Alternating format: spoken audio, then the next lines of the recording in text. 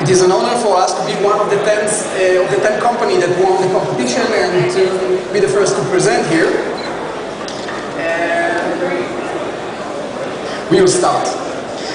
MobileGD was initiated nearly 2 years ago as a garage operation by 4 founders, Tzvi, Tzach, Eyal, we have another Eyal, and Aviv, former officers of few of the IDF's elite technology units, who are also childhood friends.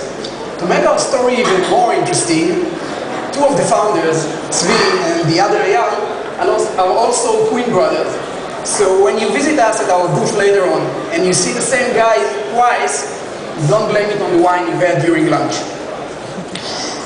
Okay, what are we actually doing? We have developed a platform that is about to drastically lower the barriers for the production and the distribution of mobile casual games. Practically matching it in terms of simplicity to its PC counterpart, where it is relatively very easy, even for non-programmers, to develop a PC casual games, distributed over the web, and potentially reach many users. Before we take a closer look at the MobileGD solution, we would like to provide you with some background data about the mobile market. As of today, there are already over 2.5 billion mobile handsets worldwide, which is, by the way, as much as 3 times the number of personal computers. This huge penetration had fueled the proliferation of the mobile games market. In terms of revenues, 2007 ended at around $3.9 billion. At 2008, we are already at a pace about to reach $4.5 billion, which represents 16% growth. And it is projected that by 2011, revenues will exceed $6 billion. It is important to note that this market is dominated, and most of the revenues are being generated from the casual game segment. Those are the simple-to-use, fun games, perfectly suited to fill dead time. And I guess each and every one of us probably have a game or 2 on his mobile handset, so you're probably familiar with these game genres. In terms of distribution, historically, the distribution was dominated by the mobile operators, who had their own on-deck portals to which they have distributed content. They were characterized with their walled garden approach, offered limited shelf space, and mainly offer paid-for content. In the recent years, we see the emergence of independent off-deck portals. Usually have a web and a WAP portal, initially accessed through the web, and users are returning either through the WAP portal should they know how to navigate, or through the internet portal. Those sites drastically increase the shelf space and are trying various new business models. However, those trends haven't been accommodated by the production channel. Unfortunately, this is still in large, a big game studios market. The reason is very simple. Independent developers, small studios, and even mid-sized game studios simply cannot cope with the complex and costly production, which consists of development and distribution. Part of it is the porting process of casual games, while at its PC counterpart, it is much more easier. In order to learn more about our solution, we would like to walk you through a case study.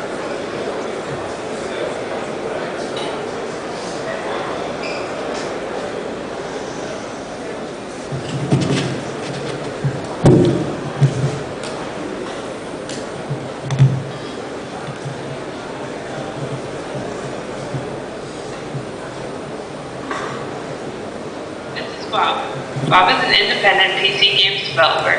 Being a very creative guy, Bob has developed several successful PC casual games over the years. Bob's games were easily distributed over the web and among Bob's friends and fans. This initiated a viral effect that eventually reached thousands of users. Learning of the great potential in the mobile game market, Bob decided to develop a mobile game. Despite the fact that Bob is a skilled developer, he has to invest a lot of time learning the relevant development environment, during which he encounters many difficulties.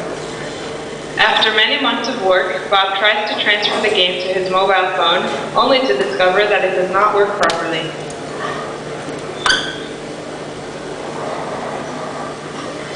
Very quickly, Bob discovers the magnitude of the hoarding task.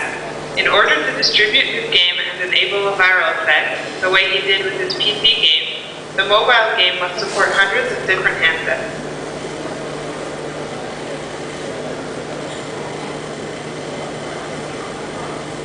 Since each family of handsets has different specifications, such as processing power, memory capacity, graphics capabilities, and more, the game must be adjusted, even partially recoded, to support the different handsets available on the market. Bob is frustrated.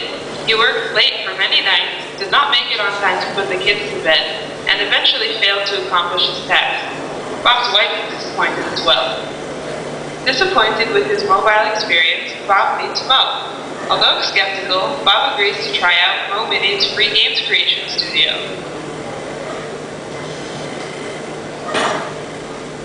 Bob is happy to learn of the studio's easy-to-use yet powerful interface, allowing him to create, within a few short days, his original game from scratch. Bob is also glad to find out that Mo Minis hosts a developers community, where he can collaborate, consult, and share game assets with fellow game developers.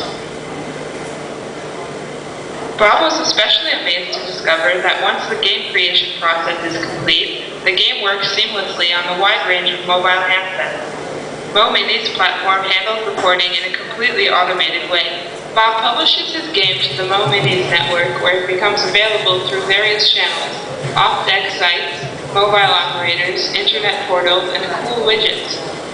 Now Bob's friends and fans can download his game and pass it on to their friends, unleashing a true viral effect. As an added bonus, Mo Minis also takes care of monetizing the game. Bob can finally focus on what he likes most, developing original games, and he is still making it home on time to put the kids to bed, knowing that the check with his revenues is in the mail. Thank you for watching. This was Bob. He was very kind to share with us his case study.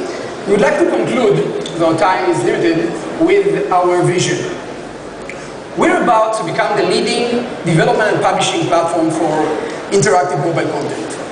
And we will start with the launch of our beta service at Q1 2009. We'll be glad to show you our tools and provide you with more details at our booth later on. Thank you very much for your time.